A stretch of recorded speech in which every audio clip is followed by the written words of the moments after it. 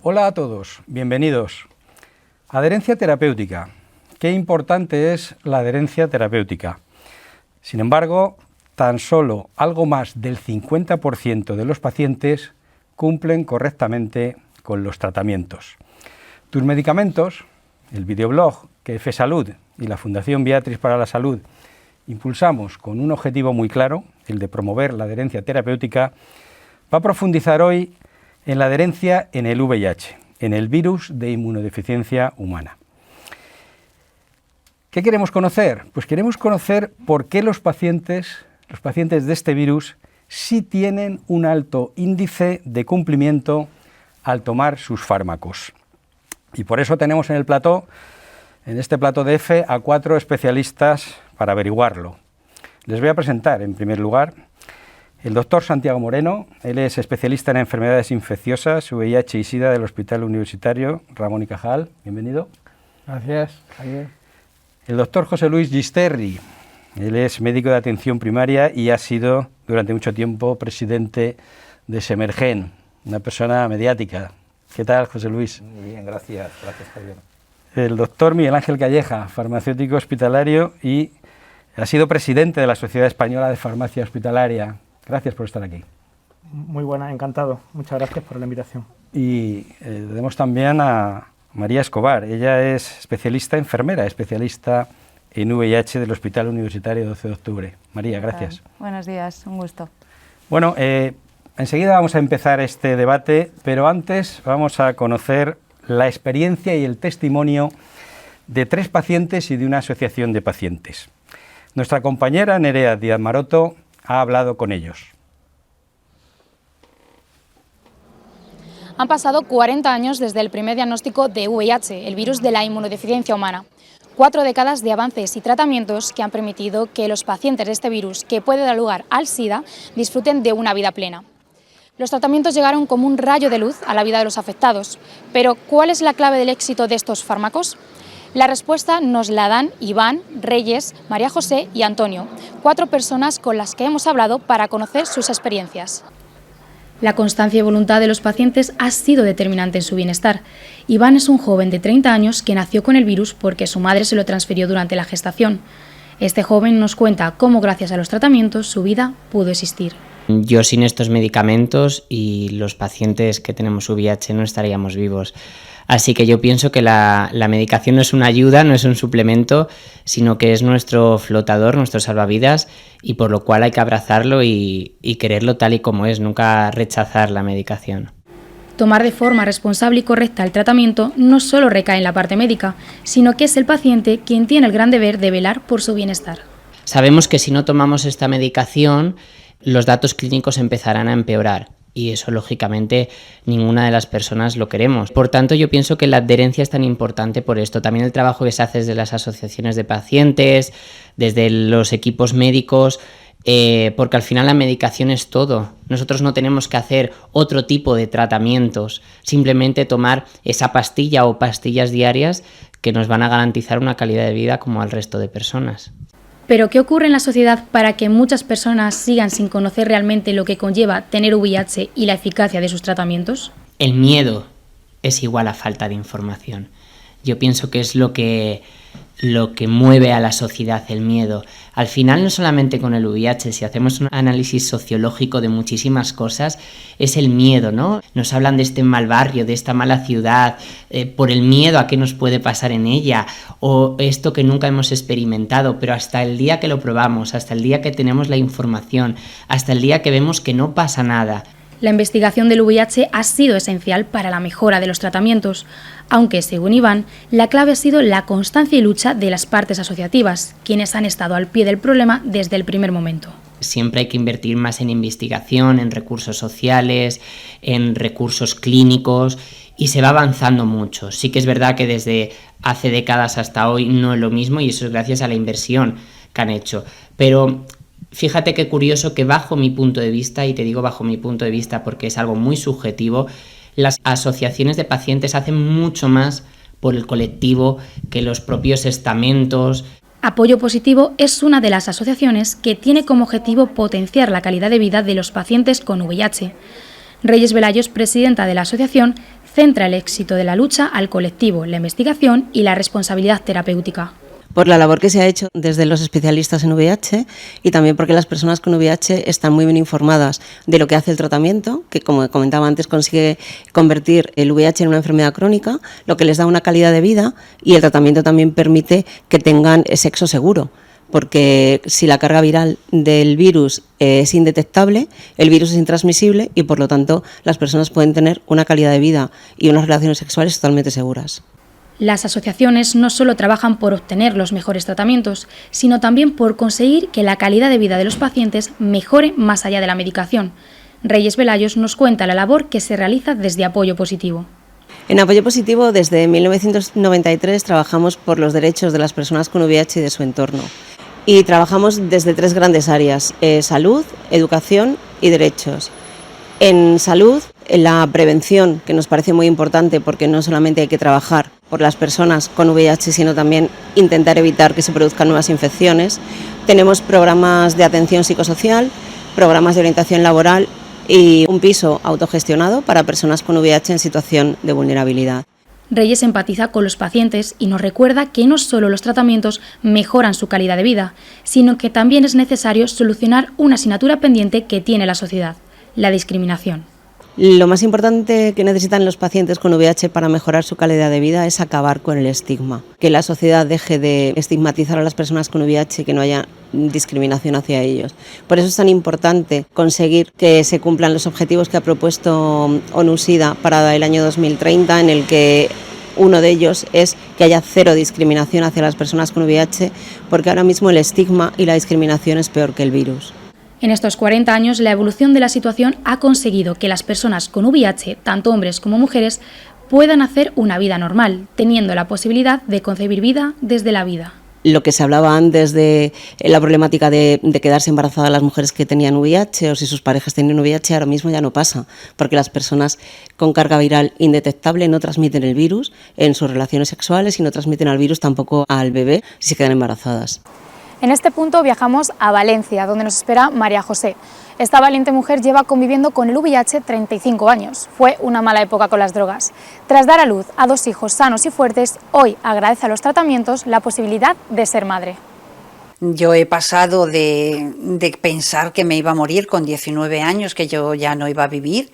Tengo 54 hoy en día y, o sea, yo soy una persona totalmente sana. Yo no tengo ningún tipo de problema, o sea, hoy en día los tratamientos son tan efectivos que el virus es indetectable en ti, eres intransmisible, no se lo puedes contagiar a nadie. Entonces, al 100% hay que tomar la medicación siempre y seguir investigando, porque aunque no tiene cura, o sea, los medicamentos que hay hoy en día nos han dado una calidad de vida excepcional. Cuando María José conoció su diagnóstico, no imaginó que podría llegar a formar una familia.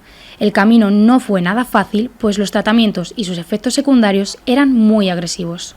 A partir de ahí ya empezaron a sacar muchos medicamentos, yo gracias a Dios tuve acceso a todos ellos. Los primeros sentaban muy mal, eran muy desagradables, tenían muchos efectos secundarios. Ahí fue una etapa también fastidiada, pero según han ido pasando los años, las medicaciones cada vez son muchísimo más buenas. Yo he llegado a tomarme hasta 8 pastillas, ahora solamente me tomo 1 por la mañana y 2 por la noche, o sea que maravilloso, la verdad. En los años 80 aparece el SIDA, una enfermedad que llegó sembrando el pánico entre la población homosexual. Un momento de miedo y desconocimiento que personas como Antonio tuvieron que vivir en primera persona. En ese momento no hay medicación, te dan unos años de vida, de 3 a 5 años, pero la cosa evoluciona de otra manera. Lo único que podían hacer en ese momento era mes a mes controlarte el número de defensas que tenías y poco más. En función de eso podías tener una serie de enfermedades oportunistas, que se llamaban. La agresión de la enfermedad producida por el VIH, así como la de su medicación, cambió la perspectiva de futuro para estas personas. Antonio vivió momentos difíciles de pérdidas de muchas amistades y la de su pareja sentimental, pero hoy, gracias a los avances terapéuticos, puede contarnos su historia. Antes, evidentemente, los pobres no podían hacer nada más que hacerte un seguimiento y acompañarte en la muerte, porque no hacían otra cosa. Ahora hay otro tipo de tratamientos que evitan esos efectos secundarios y te hace llevar una vida mucho más discreta y agradable y que nadie sabe. hemos conocido las experiencias de estos 4 personajes. Con Iván hemos revisado la situación actual a la que se enfrentan los pacientes de VIH y la importancia de la medicación en esta enfermedad. Con María José y Antonio hemos conocido la evolución de los tratamientos en el pasado.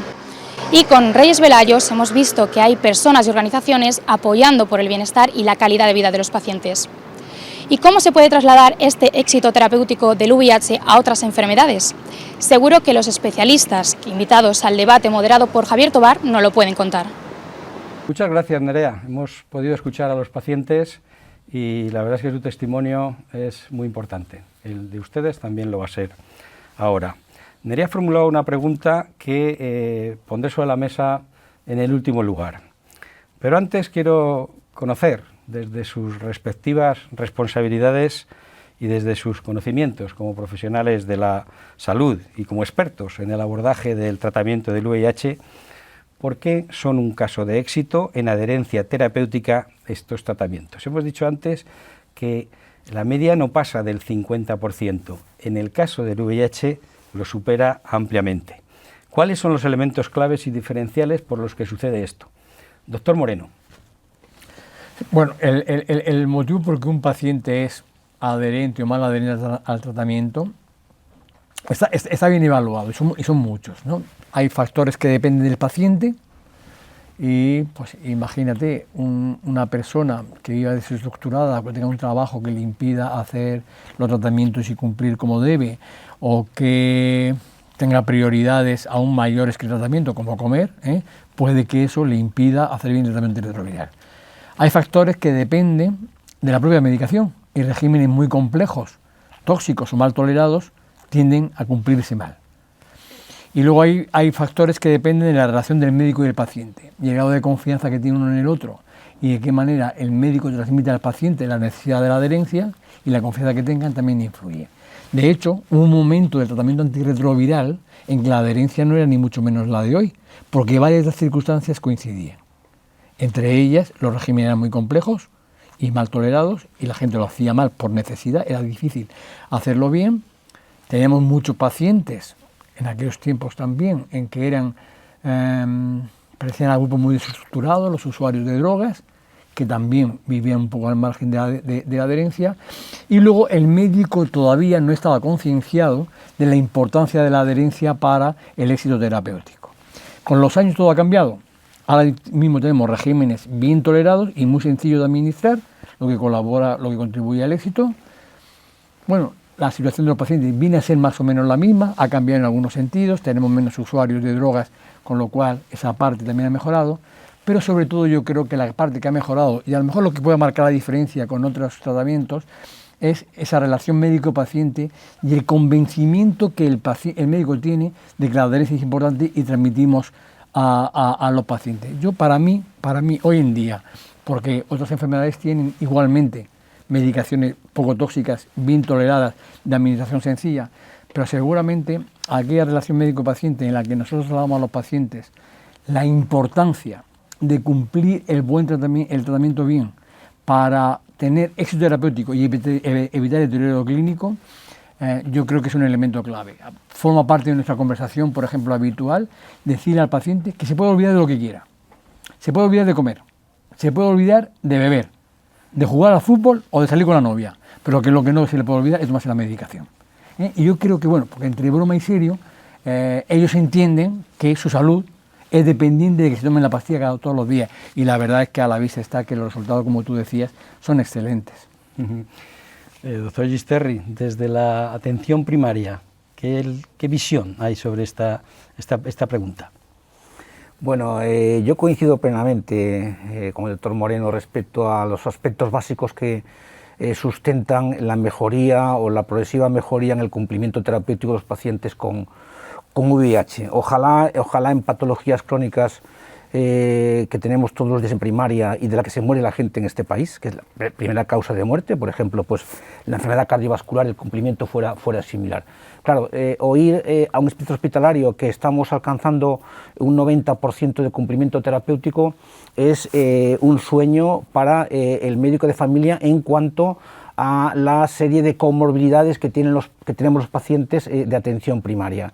En este sentido, yo creo que es muy importante el tener en cuenta que de una enfermedad infecciosa, crónica, que se ha hecho crónica, a una enfermedad no infecciosa, como puede ser la hipertensión, la diabetes, la hipercolesterolemia, existen diferencias sustanciales que van a condicionar mucho el cumplimiento del tratamiento. Claro, una enfermedad que era letal, que se ha hecho crónica, una enfermedad que afortunadamente se vive muchos años, donde existe un componente clave que es la mentalización del paciente respecto al cumplimiento terapéutico, afortunadamente hoy sobrevenida por la polipíldora.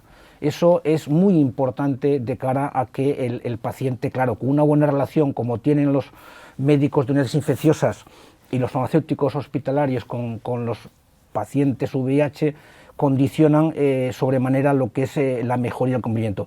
Sin embargo, habrá tiempo probablemente después de alertar sobre la conveniencia de que en este juego de cumplimiento, juego por la necesidad absoluta de que se cumpla con el tratamiento, debe participar atención primaria.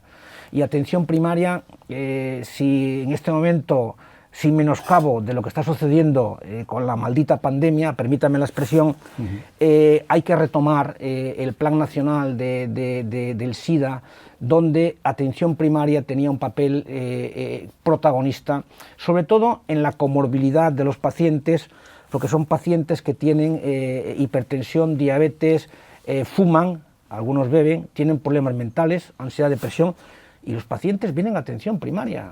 Y vienen a atención primaria a hacerse una analítica y tienen constipados y tenemos que vacunarles. Por tanto, aprovechemos esa circunstancia para reivindicar desde aquí la necesidad de una coordinación más estrecha entre el ámbito hospitalario y primaria, prescindiendo del momento actual de cara al futuro, para que ese 90% se pueda llegar al 95%. Doctor Calleja. Pues mira, yo desde mi punto de vista creo que cumple todos los requisitos para que no fueran tan adherentes. Ahora, a día de hoy, es una enfermedad crónica, si no te lo tomas no sientes ni dolor ni nada, y si hubiéramos empezado hace 40 años como estamos ahora, probablemente nos hubiera costado mucho más trabajo. Pero hace 40 años empezábamos con regímenes muy complejos, con 8, 10, 12 comprimidos diarios, y era una enfermedad mortal en el corto plazo. Porque si tu alimentación no es adecuada y tienes el colesterol alto, te vas a morir antes. Pero probablemente es un largo plazo. Pero esto era un muy corto plazo, los pacientes se nos iban muy rápido. Y yo creo que todo esto ha influido en que el equipo multidisciplinar, que para mí es fundamental, todo el equipo multidisciplinar, médicos, de especialistas, de infecciosos, especialistas de primaria, enfermería, todos hemos tenido la prioridad de trabajar fuertemente la adherencia. Todos. Y hemos trabajado mucho pues, para concienciar a los pacientes, para hacer el seguimiento, y si no era adherente, porque hay pacientes que no han sido adherentes, íbamos a intentar resolver la situación, y yo creo que eso ha sido vital, que el equipo multidisciplinar ha compartido que la adherencia es importante. Tenemos todos muy claro aquí en esta mesa que es importante, pero yo he compartido otros foros con otros especialistas de otras patologías que no tenían tan claro que por la falta de adherencia el medicamento era inefectivo. Y esto aquí no hay duda. Luego compartimos eso en el equipo multidisciplinar. Por otro lado, es la superespecialización que hay en este ámbito. El médico infectólogo que atiende VIH es un médico muy experto en esa materia, muy experto. No nos pasa en otras patologías. Esta situación yo creo que ha ayudado bastante. El farmacéutico también, que ve VIH, también es muy experto en su labor en ese ámbito. Y por otro lado, yo destacaría también el tema de priorizar a aquellos pacientes que en nuestro caso, por el nivel de estratificación, son más susceptibles de no ser adherentes. Por el tema social, por tema laboral, por tema personal, por tema familiar. Hay pacientes que en nuestra estratificación sale que tenemos que tener un seguimiento mucho más específico y mucho más cercano con ellos. Y yo creo que esto ha hecho que haya un conjunto de factores que ayuden. Hace poco hicimos el estudio POINT, de la Sociedad Española de Farmacia Hospitalaria, con más de 80 centros que participaron. El nivel de adherencia medio era del 85%. Y también quisiera destacar que en las patologías en las que los medicamentos que dispensamos desde el hospital, normalmente la adherencia es alta. Esclerosis múltiple, terapia biológica en artritis reumatoide, oncología. Las adherencias son entre el 70 y el 90% normalmente. Y esto yo creo que hay un aspecto que a los pacientes les influye, y es, esto debe ser muy importante porque solo me lo pueden dar en el hospital. Y es algo subjetivo, porque realmente igual de importante es la biológica para la artritis reumatoide que una estatina para el colesterol alto, pero en realidad es algo como diferenciador que hace que yo creo que el paciente se motive aún más él solo. María, desde la enfermería, ¿cómo ves a los pacientes y la adherencia terapéutica que tienen en el VIH? Bueno, pues sobre todo, como han dicho los compañeros, el tema de la simplificación del tratamiento antirretroviral ha sido un antes y un después, sin duda, ¿no? Esto ha generado que los pacientes hayan tenido muchos menos olvidos a la hora de tomar la medicación y también tener menos efectos secundarios, ¿no? El perfil de paciente de los años, de la época de los 80 a los 90, que nos contaban que tomaban a razón de 17, 20 pastillas, ostras, no nos podíamos ni hacer a la idea de lo que podía suponer llevar una vida con ese número de pastillas, ¿no? Desde la enfermería, el tema de la concienciación y comprensión por parte del paciente sobre su diagnóstico nos parece fundamental. Estamos ahí para hacerles entender por qué se ha transmitido el virus, qué le está ocurriendo a su cuerpo, a su organismo en este momento y qué le puede ocurrir si no se toma bien la medicación. Entonces la adherencia hay que construirla y depende mucho, pues al final es un comportamiento de salud y una actitud por parte del paciente. Los elementos claves en cuanto a la consulta, sin lugar a duda, la educación sanitaria. Es, digamos, somos como la primera puerta, ¿no? Nos convertimos en su enfermera de referencia. Hay que intentar, y aparte que sale solo, se genera un vínculo de confianza importantísimo entre enfermería y el paciente, y lo que tenemos que estar es ahí. Yo siempre digo a un paciente cuando viene nuevo, ¿no? Que viene anestesiado emocionalmente, bloqueado, con mucho dolor, me sumo a tu barca para estar de tu lado, darte de la mano y sobre todo no sentirte solo, porque es como ellos se sienten en medio de un océano. Javier, una puntualización por lo que estábamos comentando. Sí. Que es decir, que tenemos los resultados que tenemos ahora, pero hemos coincidido todos en que los tiempos no siempre fueron iguales. Cuando la preocupación era enorme, precisamente porque la mala adherencia cuestionaba el éxito de un tratamiento tan importante como este, nosotros teníamos todos los años un congreso sobre adherencia. Congreso exclusivo sobre adherencia al tratamiento antirretroviral.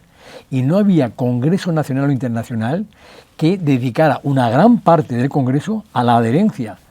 Eso obligó que necesariamente todos los médicos dedicados al VIH adquiríamos como prioridad tope. Entre nuestras preocupaciones mejorar la adherencia a los tratamientos. Entonces ahí coincidimos todos estábamos muy mentalizados porque es que se destacó, coño, tenemos muy buenos tratamientos, pero si no se los toman, no funcionan. Exacto.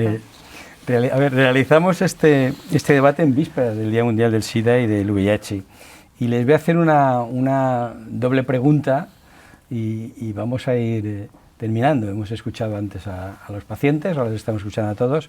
La doble pregunta, les pido unas respuestas no demasiado extensas, es por una parte, ¿podemos aumentar más, lo comentaba antes el doctor Gisterri, ese porcentaje de adherencia? Y segunda pregunta, ¿puede ser este ejemplo del VIH, puede servir a otras patologías que tienen una adherencia mucho menor? ¿Cuál es la estrategia? ¿Qué hay que hacer? Porque el objetivo es que la gente se tome sus fármacos para que tenga una mejor calidad de vida. Doctor Moreno. Respecto a la primera pregunta, ¿se puede mejorar la adherencia actual al tratamiento antirretroviral en las personas con VIH? Es complicado, ¿eh? Nosotros lo hemos medido en el servicio nuestro y hemos visto cuáles son las personas malos adherentes, que no vienen a la consulta o conocen la medicación. Y ¿sabes qué pasa? Todos se encajan, la inmensa mayoría de las veces son problemas sociales. Ya no se trata de se me olvida, no, este no es el problema, o me sienta mal y lo tengo que dejar. La mayor parte de la gente son gente venida de fuera, que se van moviendo de sitio en sitio, ¿no? Por razones de trabajo y de vivienda, y no se quedan, y de repente dejan de venir a consultas, no toman la medicación. Son gente desestructuradísima, que viven en la calle, y entonces intentamos localizarlos, y no hay manera de localizarlos porque no tienen un sitio fijo ni un teléfono en el que ser localizados. Y entonces la inmensa mayoría, luego existe el paciente ocasional, díscolo en las pastillas, pero es poco frecuente ya. Yo honestamente, tal y como estamos, ya no sé si es mejorable ese porcentaje para llegar al 100%. ¿Y qué se puede hacer en otras patologías crónicas para mejorar la adherencia? Hombre, aquí hemos dado los elementos clave que estimamos han contribuido al éxito de la adherencia en el tratamiento antirretroviral. Si yo tuviese que enfatizar un punto, sería únicamente ese ratito de conversación entre el personal sanitario y el paciente para hacerle entender que la pastilla no le va a funcionar si no se la toma. Y que si se la toma, ¿qué es lo que va a evitar? Quiero decirte que si tú a alguien le dices, y pongo un ejemplo, oye, el colesterol es malo, tómate una pastilla para el colesterol, pero el hombre no entiende que el colesterol es malo porque se puede morir de un infarto o hacer un ictus, a lo mejor el hombre se lo toma con menos empeño, digo yo, que tal. Nosotros lo digo porque, y aquí también se ha comentado, cuando los pacientes veían que uno se podía morir de SIDA y de una manera más o menos rápida, el propio paciente adquiere la mentalización de o me tomo la pastilla o me muero de SIDA. Seguramente, y yo eso lo considero un elemento clave, seguramente eso, entendiéndolo para el resto de las patologías, el no tomarte bien la pastilla lleva al fracaso y el fracaso te conduce a esto, seguramente yo lo destacaría como un elemento clave, echar ese ratito en explicar a los pacientes en todas las patologías. Doctor Yusterri, la atención primaria tiene mucho que decir y que hacer para convencer a un paciente de hipertensión que si no se toma la pastilla, aquello puede acabar en un plazo de tiempo en un infarto o en la muerte. Sí, bueno, respecto a si se puede mejorar la tasa de cumplimiento, probablemente, como dicen, es difícil. Lo que pasa que yo apostaría también porque atención primaria tenga un papel relevante en el seguimiento, rastreo de aquellos pacientes conflictivos que los tenemos y sabemos que son VIH positivos y que no van al hospital. Y son pacientes que tienen problemática social y dicen perfectamente que no quieren ir al hospital. Es que así te lo dicen algunos, yo no quiero ir al hospital. Entonces hay gente que tiene hastío, tiene miedo, tiene problemas socioeconómicos, tiene problemas culturales, efectivamente trasiego, pero yo creo que primaria, ya pasa muchísima gente por primaria, población conflictiva, población inmigrante, que primaria podía contribuir de una manera, yo creo que no en un porcentaje elevado, a poder por lo menos intentar derivar otra vez a la unidad hospitalaria correspondiente a ese paciente que se ha marchado de la unidad hospitalaria, ¿no? Entonces, el ejemplo de ese 90-85% de cumplimiento, es una cifra impensable en el campo, por ejemplo, cardiovascular. Cardiovascular, donde en España, recuerdo que la primera causa de muerte es la enfermedad cardiovascular. Se muere el 28% de la población. O sea, esto quiere decir que existe un problema importante donde entran en juego muchos factores. Claro que sí, la entrevista motivacional, la relación médico-paciente, la simplicidad del tratamiento, pero por ejemplo, en el campo cardiovascular tenemos desde hace 7-8 años una polipíldora que trata la hipertensión, el colesterol, y es antiagregante además. Y no hemos visto una mejoría en la tasa de cumplimiento de la enfermedad cardiovascular en España. ¿Qué hay que hacer? Bueno, yo creo que tenemos de impulsar políticas sanitarias donde el cumplimiento, la adherencia, sea un objetivo de salud pública. Y esto no lo digo yo, es que lo hemos dicho las sociedades científicas desde hace ya muchos años. Hay un observatorio nacional, hemos hecho un documento de consenso con el Ministerio desde hace 5 o 6 años instando a las autonomías a que se registre el cumplimiento terapéutico de los pacientes. No preguntarle al señor Pepe, ¿usted toma el tratamiento? Sí, no. Si te dice que sí, ¿es cumplidor? No, eso no se puede hacer. Hay que detectar el incumplidor por métodos que tenemos hoy en día mucho más fiables, como es, por ejemplo, la receta electrónica, ¿no? Pero sigue existiendo un infrarregistro, y por tanto habrá que impulsar lo que es la polipíldora en diferentes campos, simplificar los tratamientos y concienciar a la opinión pública de que el cumplimiento es clave en el devenir de la enfermedad. Por tanto, yo aplaudo a lo conseguido con el VIH, porque ojalá se consiguiera, por ejemplo, en la salud mental, 28% cumplidores de depresión, en la diabetes 55-56%, en la hipertensión 50%.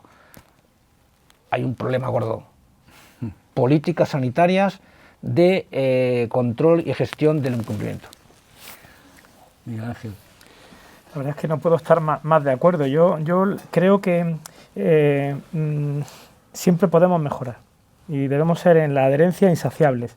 Cuanta más adherencia, mejor. El 85 se nos debe quedar corto y debemos querer subir hasta el 95 o hasta el 100%.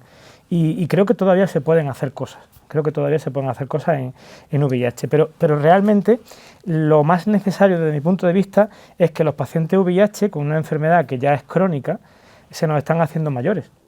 Pero todavía mueren antes que si no tuvieran VIH.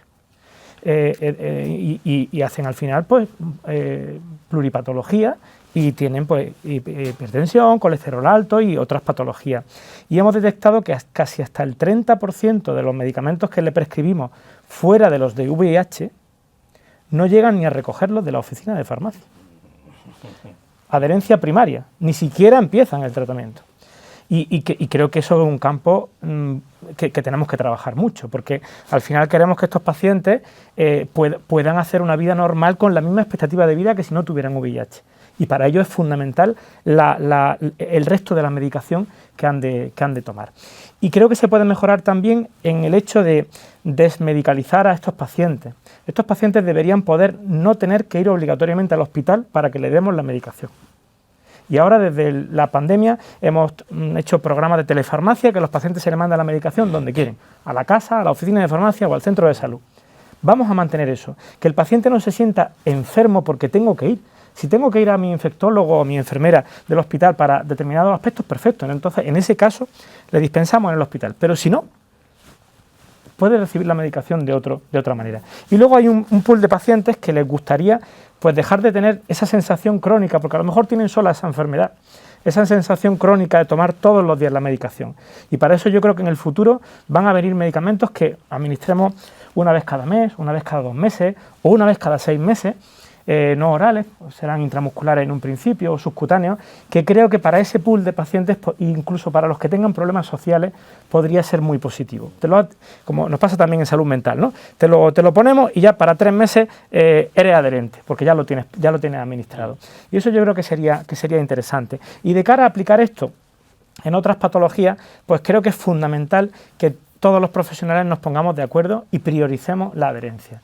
Y también que desde el Ministerio se pueda hacer una visibilidad mayor de que la adherencia es un problema de salud pública. Estoy de acuerdo contigo en ese aspecto. Yo creo que tenemos mucho que hacer en esta cuestión y el ejemplo que hemos vivido con la pandemia y el COVID-19 yo creo que nos debe hacer recapacitar, ¿no? En esto hemos ido prácticamente todos a una, porque era una situación severa, grave y que nos afectaba a todos. Pero es que la falta de adherencia es severa, es grave y nos afecta prácticamente a todos. Porque esos niveles de adherencia del 28 o del 40% al final está matando gente. Lo que pasa es que la mata tan lentamente que no tenemos esa sensación de gravedad, ¿no? María, vamos a cerrar el debate, pero queremos conocer tu opinión sobre si se puede aumentar la adherencia terapéutica en VIH. Se han expuesto varios comentarios en este debate y si esto puede ser un ejemplo para otras patologías. Bueno, vamos a ver, hay pacientes que solo con mantener la adherencia que tienen en ese momento para ellos es suficiente y para la gran mayoría, por suerte, prefieren mejorarlo, ¿no? Hay pacientes que les requiere un esfuerzo enorme tener una buena adherencia porque sus situaciones, tal y como pacientes que nos vienen a día de hoy a la consulta, en situación de calle, pacientes inmigrantes, sin papeles, que no tienen un núcleo familiar, con depresión, etcétera. Entonces, todos estos problemas no son asociados al VIH, por lo tanto, la adherencia terapéutica con ellos, desde el abordaje de enfermería, es mucho más complicada y nos consume mucho más tiempo. Depende, siempre intentar avivar en el paciente la autoconfianza, que no se encuentran solos y que, como yo les digo siempre a los pacientes cuando entran por mi consulta, bienvenido al segundo salón de tu casa. Llevarlo esto a otras adherencias de otras patologías, pues bueno, esto lo comentamos mucho en consulta y no hay una fórmula mágica, ¿no?, de una estrategia en adherencia.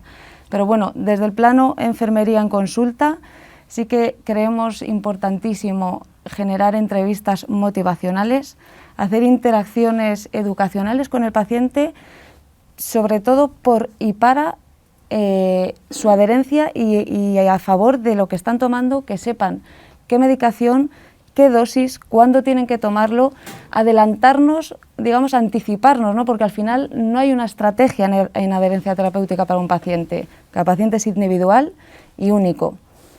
Entonces, no juzgarles, no culpabilizarles y darles todo nuestro apoyo de la consulta con jornada de puertas abiertas. Muchas gracias, María, muchas gracias a todos. Decía al principio que qué importante es la adherencia terapéutica.